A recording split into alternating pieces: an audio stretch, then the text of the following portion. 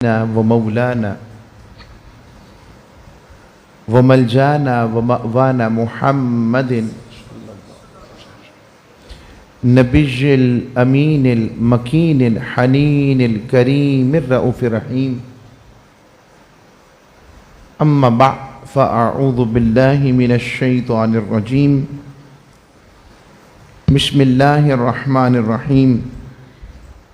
قال الله تبارك وتعالى في القرآن المجيد: لقد كان لكم في رسول الله أسوة حسنة لمن كان يرجو الله. وقال الله تبارك وتعالى في مقام آخر: يا أيها الذين آمنوا لا يسخر قوم من قوم عسى أن يكونوا خيرا منهم ولا نساء من نساء عسى أن يكن خيرا منهن ولا تلمزوا أنفسكم ولا تنابزوا بالألقاب بئس الاسم الفسوق بعد الإيمان ومن لم يتب فأولئك هم الظالمون. صدق الله مولانا العظيم وصدق رسوله النبي الأمين الكريم. اللہ تبارک و تعالی جل شانہ کی اس ذات والا شان کی کرم نوازی کہ اس نے ہم جیسوں کو بھی اپنے بندوں میں شامل رکھا اور رحمت و کرم کے پیکر تاجدار کائنات محمد مصطفیٰ صلی اللہ علیہ وآلہ وسلم کی یہ لجپالی ہے کہ انہوں نے ہم جیسوں کو اپنی امت میں رکھا ہوا ہے. آج آپ کو پتہ ہے ہم روض الباسم من خلق النبی الخاتم گلستان اخلاق نبوی صلی اللہ علیہ وآلہ وسلم کے کم و بیش 5ویں نشست میں ہم جمع ہیں جمعۃ المبارک کے اس اجتماع میں. یہ نشستیں ان کے مقاصد 3 ہیں. پہلا مقصد خلق نبوی صلی اللہ علیہ وآلہ وسلم کے تذکرے سے ہمارا تعلق بالرسالت مضبوط ہو سکے. دوسرا مقصد ہم تاجدار کائنات صلی اللہ علیہ وآلہ وسلم کے خلق و اخلاق اور سیرت کو پڑھ سکیں کہ حضور علیہ الصلوۃ والسلام کی ذات بابرکات کا معاملہ اور زندگی گزارنے کے طریقے میں حضور کے اوصاف کیا تھے. اور تیسرا مقصد کہ ہم اس خلق نبوی کے فیض سے اپنی ذات کے دائرے سے باہر نکلیں اور اس ذات پر خلق نبوی کے رنگ کو چڑھانے کی کوشش کریں. یہ 3 مقاصد ہیں ہمارے اس مضمون کو شروع کرنے کے: تعلق بالرسالت، خلق و اخلاق نبوی کی خبر، اور تیسرا اپنی ذات سے نکل کر خلق نبوی صلی اللہ علیہ وسلم سے متصف ہونے کا ارادہ کرنا، کوشش کرنی، اور اس کو مضبوطی کے ساتھ اس مجلس خیر، اس اجتماع برکات کے اندر اللہ کی بارگاہ سے دعا کے ساتھ متمنی رہنا. ہمارا مضمون تاجدار کائنات صلی اللہ علیہ وسلم کی سیرت میں مزاح کے حوالے سے تھا، اور میں نے پچھلی نشستوں میں بتا رہا ہوں کیونکہ آقا کا خلق سارے کا سارا قرآن ہے. قرآن نے جو خلق و صفات بیان کی ہیں وہ ذات مصطفیٰ علیہ السلام میں تقریباً نہیں ہیں، ہو بہو ہیں.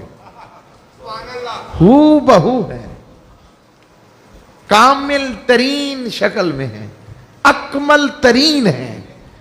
جو وہاں بیان ہے یہاں نظارہ ہے. ٹھیک ہے؟ تو اسی میں ساتھ ساتھ میں قرآن کی آیات کو لیتا ہوں، اور یہ جو سورہ الاحزاب شریف کی آیت ہے، لَقَدْ كَانَ لَكُمْ فِي رَسُولِ اللَّهِ أُسْوَةٌ حَسَنَةٌ لِمَنْ كَانَ يَرْجُو اللَّهَ. قرآن قیامت تک، شریعت محمدی قیامت تک، ختم نبوت مصطفیٰ قیامت تک. اب کوئی شریعت، کوئی نئی کتاب، کوئی نیا رسول نہیں آئے گا. نیا رسول عیسیٰ علیہ السلام نئے نہیں ہیں. یہ یاد رکھیے گا کسی کے ذہنوں میں، یہ وہ جو عیسیٰ علیہ السلام آئیں گے وہ نئے نہیں ہیں، وہ پہلے آ چکے ہیں، دوبارہ امت مصطفیٰ کا حصہ بننے کے لیے آئیں گے. یہ ترتیب ذہن میں رکھا کریں.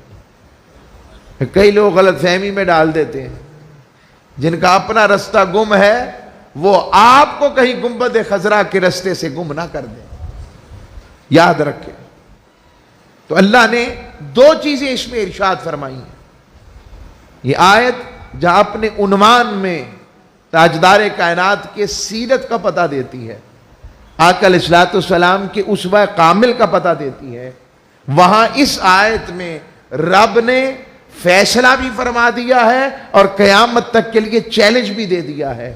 فیصلہ یہ کر دیا ہے کہ قیامت تک ڈیولپمنٹ، ایڈوانسمنٹ، سائنس، ٹیکنالوجی، ترقی، ٹائم اینڈ سپیس کی تنابیں، انسانیت، اکنامکس، جہاں ترقی کرتا جائے، ڈیولپمنٹ ہوتی جائے، ہر علم کے اندر، ہر سیرت و کردار میں تشکیل پاتے چلے جائیں چیزیں، مگر کہا قیامت تک کے لیے اس انسانیت کو بالعموم اور ایمان والوں کو بالخصوص لوٹ کر آنا پڑے گا تو بارگاہ رسالت کے اسوہ کی طرف، ذات رسالت کی طرف، ذات محمد مصطفیٰ کی طرف.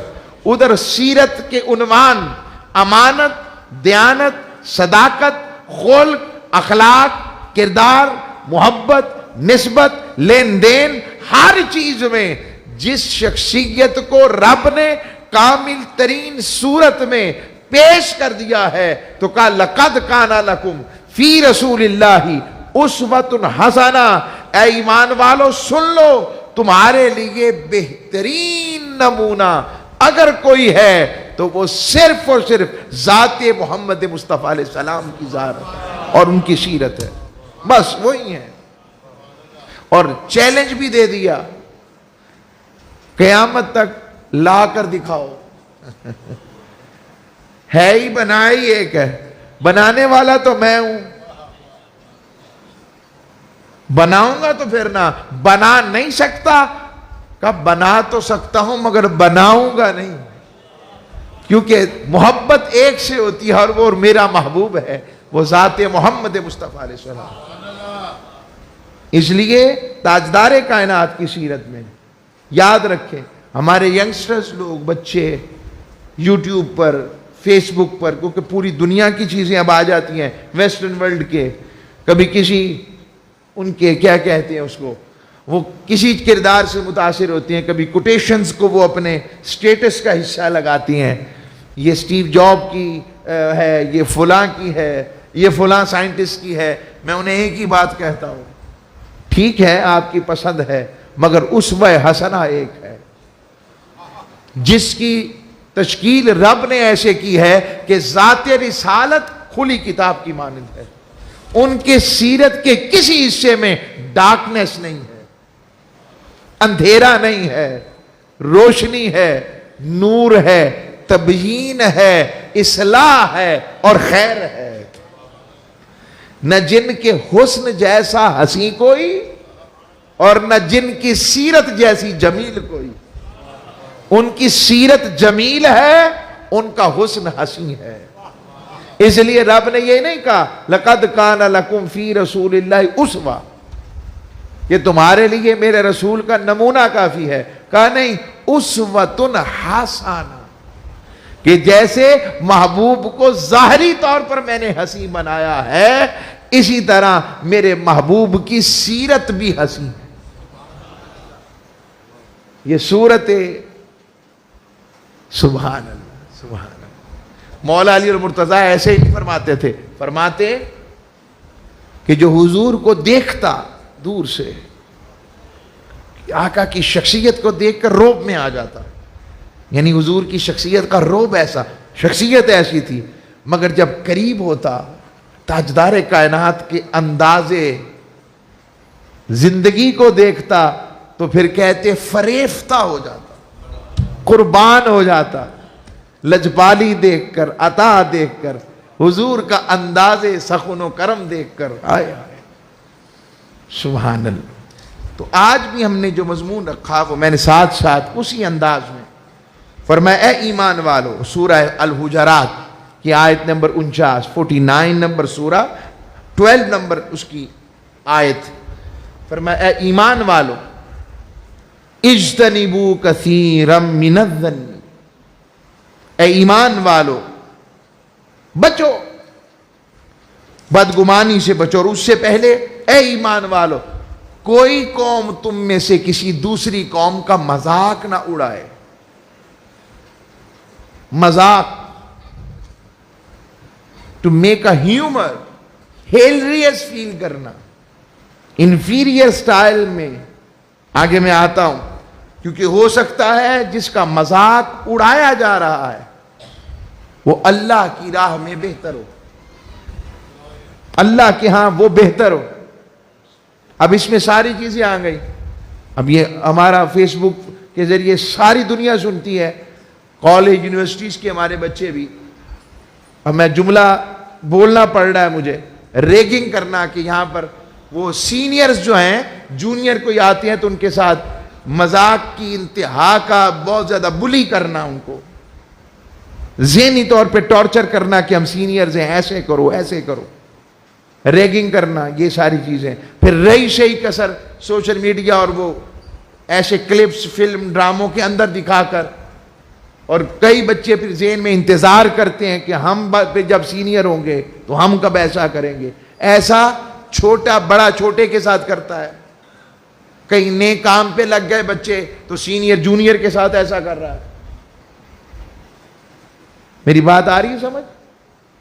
اب دفاتر میں ایسے ہیں، ملازمت میں ایسے ہیں، یہ سارے معاملات جہاں آتے ہیں، اسلام اس طرح کے مذاق کو حرام قرار دیتا ہے۔ یہ پرینکس کے نام کے اوپر ساری چیزیں جو میں پہلے عرض کر چکا، اشارہ دے رہا ہوں، یہ حرام ہے۔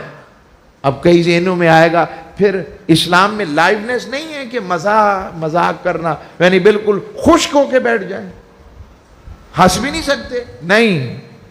اسلام مذاق کی ممانعت کرتا ہے، مزاح کو نہیں روکتا۔ میں آپ کو کس سے سناؤں گا بھی صحابہ کے، اور آگے فرمایا وَلَا تَلْمِزُوا أَنفُسَكُمْ، قرآن کہتا ہے تم ایک دوسرے پر عیب نہ لگاؤ، یہ قرآن ہے۔ آج ہمارا سوشل میڈیا، ہمارا آج اخلاقی بیک گراؤنڈ، ہماری گلی محلے میں چوکوں میں کھڑے ہو کر باتیں، ہماری وہ ساری چیزیں، خاندان میں کسی کے بارے میں تبصرہ، وَلَا تَلْمِزُوا أَنفُسَكُمْ، قرآن کہتا ہے ہمارے رشتے جو پیار سے بھرے ہونے چاہیے تھے، ہمارے ان اعمال کی وجہ سے، عیب جوئی کی وجہ سے وہ رشتے نفرتوں سے بھر گئے اور ہم اپنے پیاروں سے دور ہو گئے۔ پنجاب بھی کہتے ہیں کلاپے دا شکار ہو گئے۔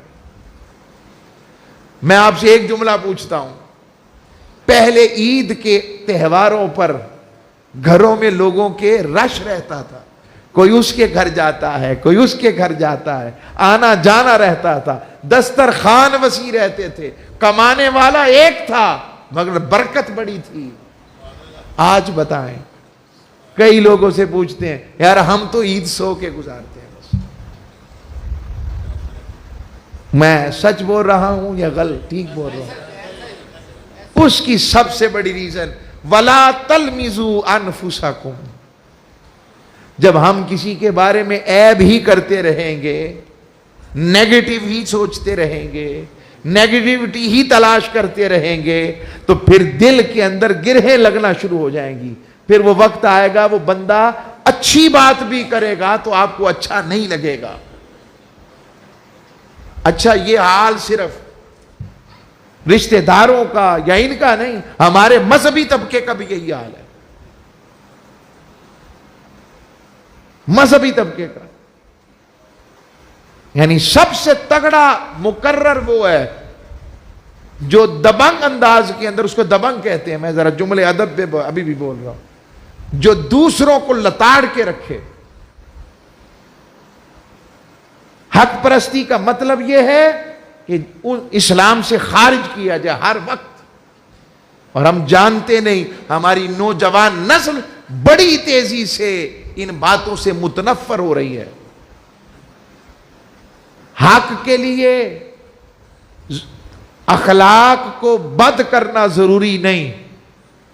اگر حق کے لیے اخلاق کو بد زبان کرنا درست ہوتا تو آقا کا خلق اس کی گواہی دیتا. حضور نے تو ایسا نہیں کیا، تاجدار کائنات نے تو ایسا نہیں کیا.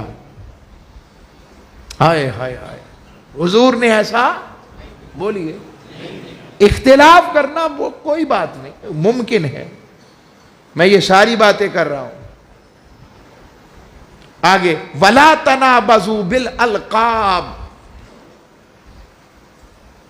اور ایک دوسرے کو برے القاب سے نہ پکارو. قرآن کہہ رہا ہے یہ حکم خدا ہے، یہ حکم الہیہ ہے، کسی کو برے نام سے نہ پکارو. نام بگاڑ دینا ایک ہے عرف کے طور پر محبت میں کہنا، وہ سب جانتے ہیں، اور ایک ہے کسی کے نام کو بگاڑنا. قرآن نص قطعی سے اسے منع کر رہا ہے. کسی کی شخصیت پر اس کے کیا اثرات ہوتے ہیں میں آپ کو بتا نہیں سکتا. اتنا تھپڑ یا جسمانی فزیکل ٹارچر اتنی تکلیف نہیں دیتا جتنا کسی کے نام کو بگاڑنا دیتا ہے. پھر قرآن کہتا ہے بئس الاسم الفسوق بعد الایمان، کسی کے مومن ہونے کے بعد سب سے بری بات یہ ہے کہ اسے فاسق کہا جائے. یہ قرآن کا بیان ہے. اور آگے فرمایا وَمَن لَمْ يَتُبْ فَأُولَئِكَ هُمُ الظَّالِمُونَ، جو ایسا نہیں کرتا، یعنی یا تو اس شخص سے توبہ نہیں کرتا، معافی نہیں مانگتا، یا اللہ کی بارگاہ میں توبہ نہیں کرتا، اللہ فرماتا ہے وہی ظالم ہے. اور ظالم اللہ کے ہاں کون ہے؟ ہمارے ہاں لفظ ظلم و ظالم چھوٹا ہو گیا. ہم اس کی اہمیت لفظ کو رب کی بارگاہ میں جانیں. ظالم کون ہے؟ وہ جو نمرود، وہ شداد، ابو جہل، ابو لہب، رب انہیں ظالم کہہ رہا ہے. تو ہمیں اگر اسی کیٹیگری کے پچھلی صف میں بھی لے گیا تو پھر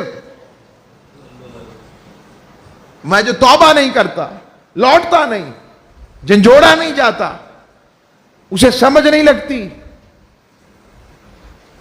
5 وقت نماز رب سے تعلق کا ذریعہ ہے. اور یہ جتنے میں اخلاق کے پیرائے بتا رہا ہوں یہ بندوں کے ساتھ ہمارے اخلاق کا ذریعہ ہے. ہم اس سے دور ہیں. آج ہمارا معاشرہ اس پستی میں ہے جہاں پر پریشانیاں زیادہ ہیں، سکون نہیں، اطمینان نہیں، کیونکہ ہم مفاد کے پیچھے آ کر اپنے اخلاق کو تباہ کر بیٹھے. یہ تو اب کا حال. جو ہماری اگلی نسلیں جوان ہوں گی، اگر ہم نے اس اخلاق کو، اس آقا کے خلق کو، آقا کے بیان کو، رب کے کلام کو اپنے گھروں کے اندر اس کا اظہار نہ کیا تو جو نسلیں ان کی گودوں میں جوان ہوں گی ان کا عالم کیا ہوگا خود اندازہ لگائیں. خلق سارے کا سارا دین ہے، خیر خائی ہے. میں یہ عرض کر رہا ہوں، آئیے اب تاجدار کائنات کی بارگاہ کی طرف آتا ہوں۔ حضور علیہ السلام کی طبیعت کیسی تھی؟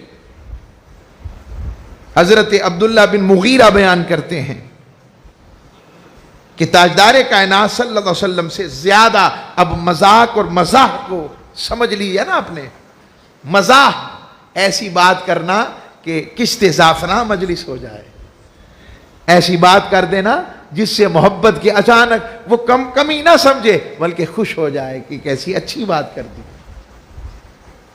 مذاق کسی کی شخصیت کو تانا کر، وَيْلٌ لِكُلِّ ہُمَزَةٍ لُمَزَةٍ، قرآن کہتا ہے ہلاکت ہے تانا زنی کرنے والوں کے لیے،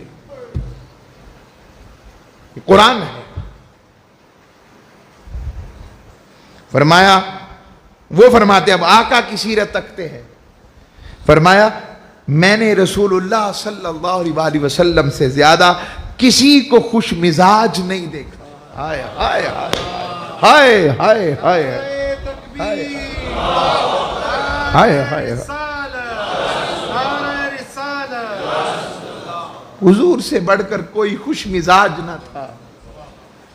کہاں بدر، کہاں احد، کہاں حنین، کہاں 13 سال کا مکی دور، اس کے باوجود آقا کہتے ہیں، صحابہ کہتے ہیں آقا کی سیرت میں ایسی خاص بات تھی، حضور سے بڑھ کر کوئی خوش مزاج نہ تھا۔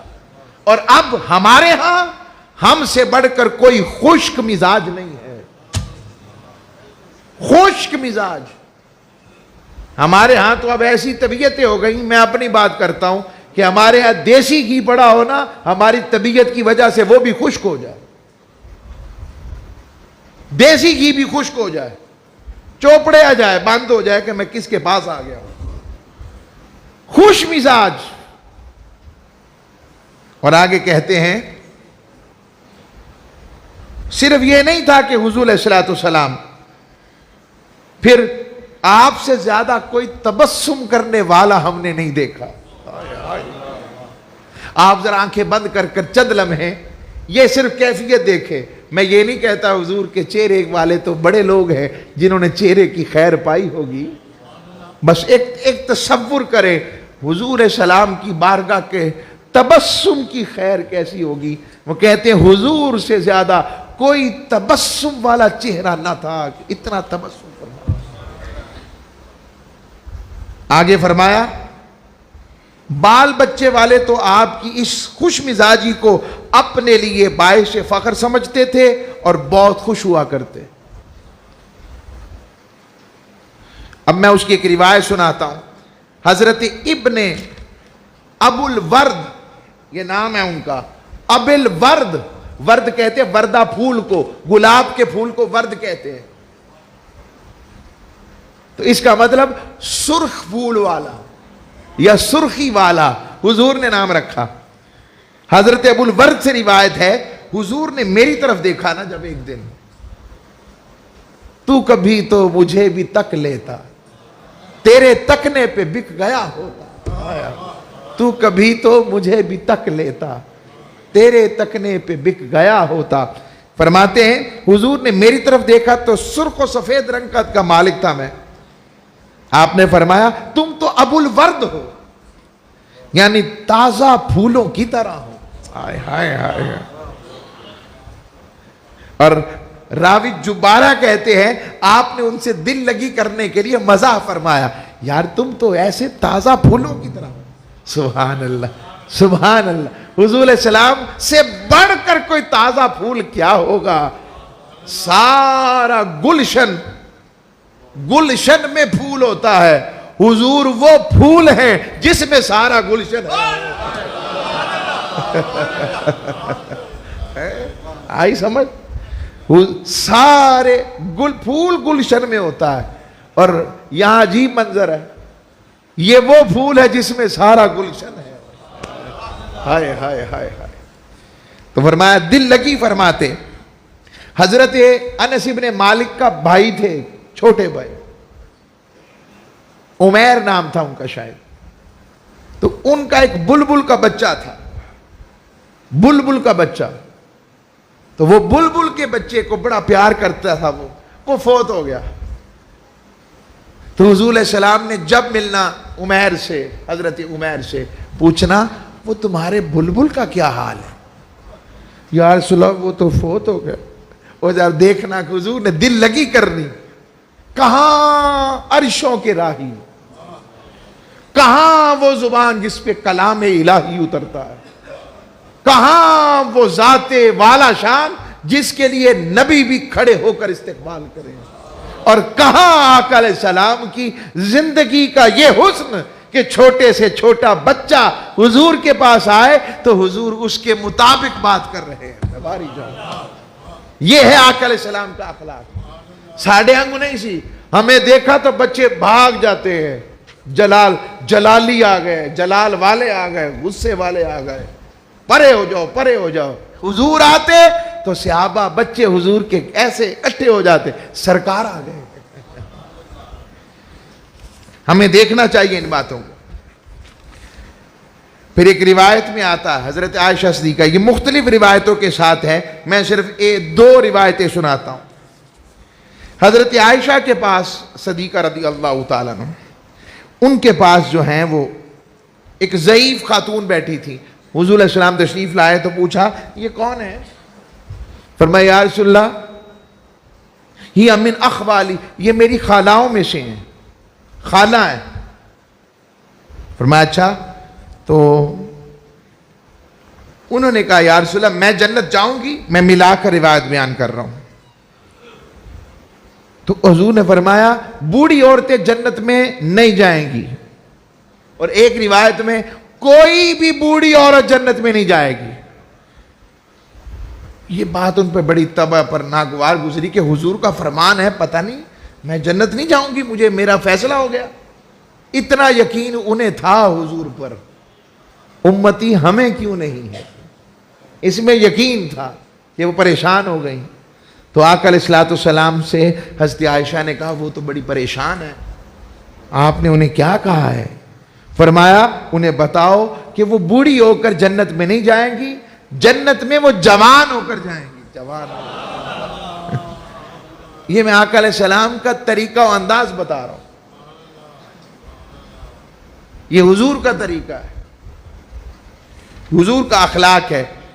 حضرت زید بن اسلم بیان کرتے ہیں ام ایمن، یہ میں اگر غلط نہیں تو یہ وہی ام ایمن ہے جو جب سیدہ طیبہ سیدہ آمنہ سلام اللہ علیہا کا وصال ہو گیا تو حضرت ام ایمن تھی، حضور کی دائی بھی ہیں، رضائی ماں ہیں، یہ لے کر آئیں حضور کو ساتھ وہاں سے ابا شریف سے.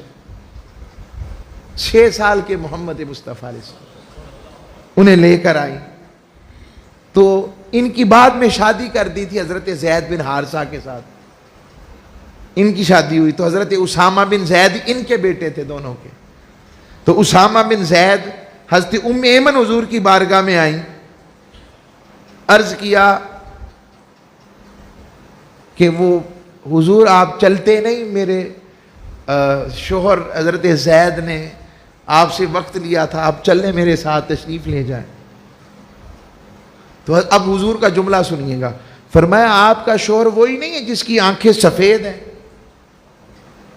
اب سفید آنکھوں کا مطلب تو آپ سمجھتے ہیں نا کہ نابینا ہو جانا. تو حضرت ام ایمن محبت تھی نا شوہر کے ساتھ، یا رسول اللہ نہیں نہیں وہ ٹھیک ہے، وہ تو ٹھیک ہے. فرمایا ام ایمن نہیں، اس کی آنکھیں سفید ہیں. ام ایمن نے قسم کھائی کہ نہیں یا رسول اللہ وہ ٹھیک ہے. آپ نے فرمایا کوئی شخص بھی ایسا نہیں ہے جس کی آنکھ میں سفیدی نہ ہو. ہر انسان کے حلقہ چشم میں سیاہی بھی ہوتی ہے اور سفیدی بھی ہوتی ہے. یہ آقا علیہ السلام ان سے محبت کا اظہار فرما رہے ہیں. اب اس مزاح میں کسی کی دل آزاری، کسی کا دل دکھانا، کسی کے خلاف بات کرنا، کسی پر تانا زنی کرنا، کسی پر الزام لگانا، کسی کا نام بگاڑنا نہیں ہے. آگے ایک اور حدیث سناتا ہوں. حضرت اسید بن حذیر رضی اللہ تعالی، یہ حدیث امام ابی داؤد لائے اپنے سنن میں، امام حاکم لائے، امام طبرانی لائے، امام بہقی لائے، امام حاکم نے اس کی سند کو صحیح کہا ہے۔ فرماتے ہیں حضرت اسید بن حزیر انصاری رضی اللہ عنہ، یہ وہی حضرت اسید ہے جس کا ذکر کئی دفعہ جو ہمارے ساتھی یہاں کہ تلاوت قرآن یہ کر رہے تھے اور ان کا بیٹا بھی پاس چارپائی پر تھا اور ساتھ ہی ان کا گھوڑا بندھا ہوا تھا۔ یہ تلاوت کرتے جاتے تو اوپر سے ایسے لگتا جیسے بادل نیچے آ رہے ہیں، تو وہ بادل نیچے آنے لگ پڑے تو وہ گھوڑا بدکنے لگ پڑا۔ گھوڑا بدکا تو وہ سمجھے کہ میرے بیٹے کو نقصان نہ پہنچا دے، آپ نے تلاوت بند کر دی۔ صبح اس کا تذکرہ بارگاہ رسالت میں عرض کیا تو حضور نے فرمایا وہ فرشتے تھے، اگر تم تلاوت جاری رکھتے تو دن چڑھتا تو سب ہی فرشتوں کی زیارت کر لیتے۔ تو یہ وہ ایسا ہے۔ اور ماضی قریب میں لیبیا کے اندر جب معمر قذافی کا یہ جو حملہ وغیرہ، اس کی جب رجیم چینج ہوئی اور سب کچھ ہوا یہ عرب سپرنگز کی صورت میں، تو اس وقت کچھ بدبختوں نے حضرت اسید بن حزیر کے مزار کو اس کی بے حرمتی کرتے ہوئے آپ کی قبر کھودی۔ کئیوں کو شوق ہوتا ہے، کئی لوگوں کو بتانے کا کہ یہ سچے ہیں کہ جھوٹے ہیں، کیا قبر، وہ 1400-1500 سال بعد قبر کھلی تو آپ کا جسم تر و تازہ تھا، ڈر کر بھاگ کے چھوڑ کے چلے گئے، یہ وہ اسید بن حزیر ہے۔ روایت کرتے ہیں ایک مرتبہ وہ لوگوں سے ہنسی مذاق کرتے، باتیں کر کے انہیں ہنسا رہے تھے کہ حضور علیہ السلام، اور یہ غزوہ بدر کے تناظر میں بھی ایسی روایت ہم پڑھ چکے ہیں پہلے، ان کے پہلو میں لکڑی سے کچوکا لگایا ایسے، ساتھ ہی اسید بن حزیر انصاری نے کہا یا رسول اللہ مجھے بدلہ چاہیے، مجھے کون کہہ رہا ہے؟ صحابی کسے کہہ رہے ہیں؟ تاجدار کائنات کو، جو والی مدینہ، حکمران مدینہ ہے۔ بس اس سے آگے کیا جملہ کم،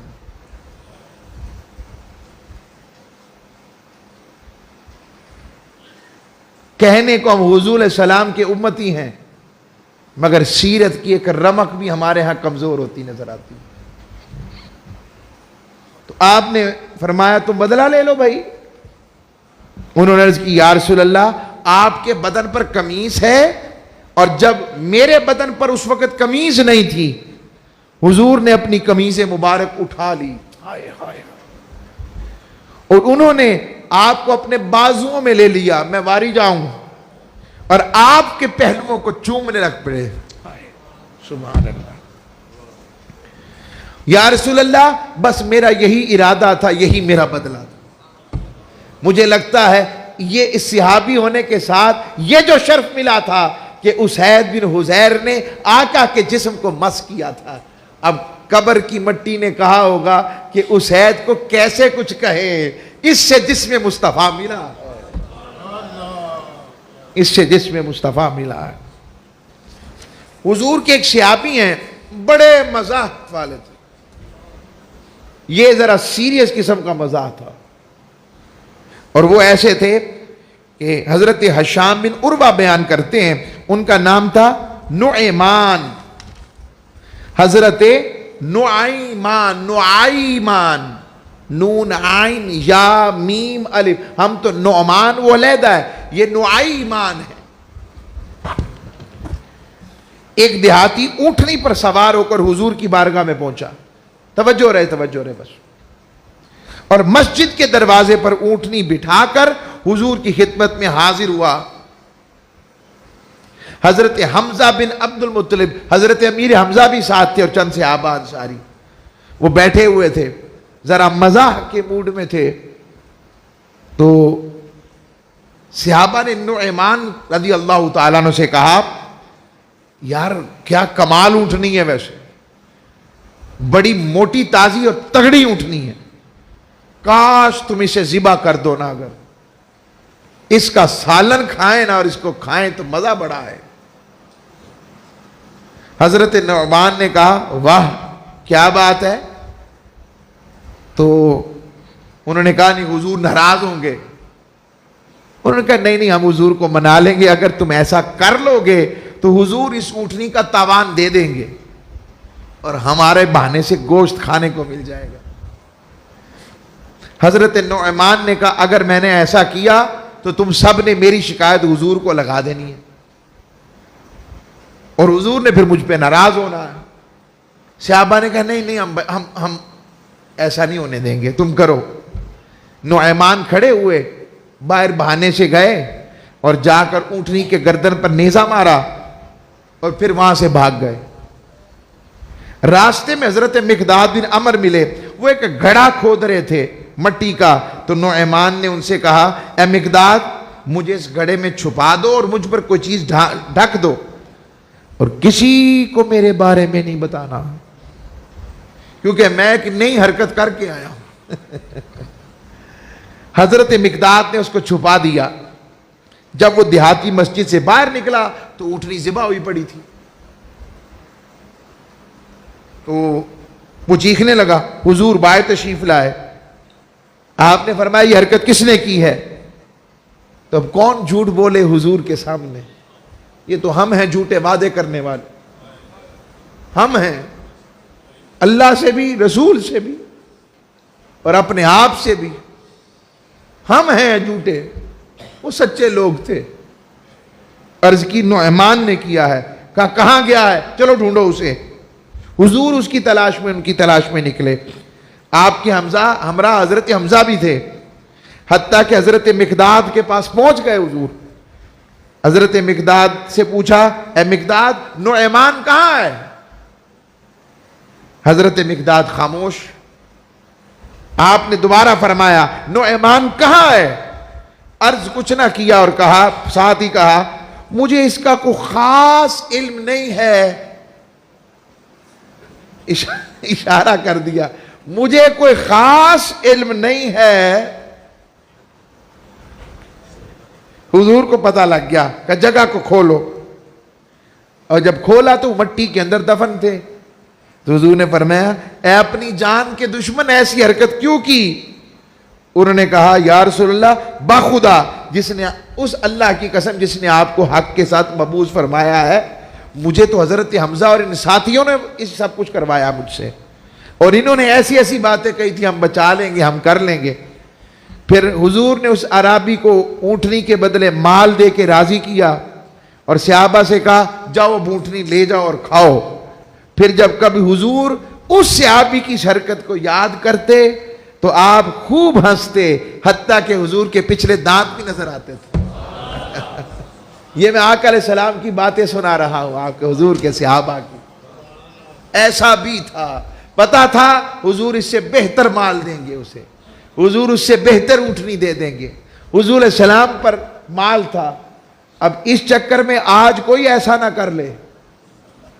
صبح میرے پاس آیا, میں نے تو حدیث میں سنا تھا, اللہ کا واسطہ میرے ساتھ معاملہ میں نے انداز اور ہے, وہ یا رسول تاجدار کائنات کی ذات کی بات اور تھی. آج کوئی کسی کا گارنٹر نہیں بنتا. تو کل گاڑی لے جائے کوئی کسی کی اور ساتھ دو کے لے جا, اور بعد میں وہ آتے پھریں کہ آپ نے حدیث سنائی تھی, میں نے تو اس پر عمل کر کے سنت کا لطف لیا. تو یہ وہ معاملہ نہ سمجھ لیجئے گا میں کہ اپنا دامن میں بچا لوں بھائی میں سب سے پہلے. تو یہ ازراہ مزاح کا انداز حضور کی بارگاہ میں. پھر پوچھوں گا اس میں تانا کہاں پر ہے؟ اس میں کسی کے خلاف بات کہاں پر؟ اس میں کسی کی ذات کو کمتر کرنا کہاں ہے؟ اس میں کچھ ہے ایسی بات تو مجھے بتائیں. یہ آقا علیہ الصلوۃ والسلام کا حسن خلق تھا. اب میں اس میں آپ کو اور بات بتاتا ہوں. آقا علیہ السلام کا میل ملاپ کیسا تھا؟ یہاں تو بڑے بڑے وقت بڑے بڑے یہاں پر ہم ملنے جاتے ہیں, ہٹو بچو, پیچھے ہٹ جاؤ, سائڈ سے اٹھ جاؤ. آئیں آقا علیہ السلام کیسے ملتے تھے؟ حضرت انس بن مالک بیان کرتے ہیں کہ اللہ کے رسول جب اپنے کسی صحابی سے ملتے اور اس کے ساتھ کھڑے ہو جاتے تو اس وقت تک کھڑے رہتے جب تک صحابی خود اجازت طلب کر کے چلے نہ جاتے.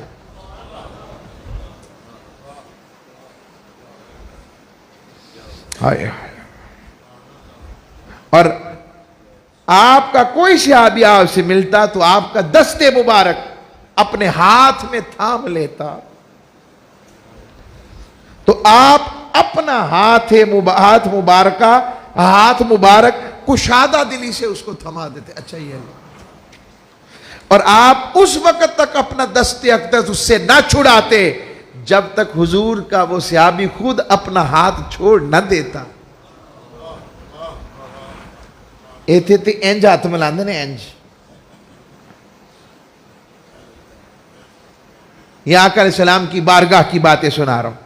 اور جب کوئی صحابی آپ کو ملتا اور آپ کی کان میں کوئی بات کہنا چاہتا تو آپ خود اپنا کان اس کے قریب کر دیتے، اچھا کرو کیا بات ہے، اور میں واری جاؤں یا رسول اللہ آپ کے جو، اور جب تک وہ خود پیچھے نہ ہٹتا حضور نہ ہٹاتے کہ پیچھے ہٹ جو، بات ہو گئی۔ حضور سے بڑا کس کا پروٹوکول ہو سکتا ہے؟ خدا را اپنی زندگی اور سیرت کو اس کے مطابق کریں۔ اللہ ہم سب کا حامی و ناصر ہو۔ وما علیہ الا البلاغ۔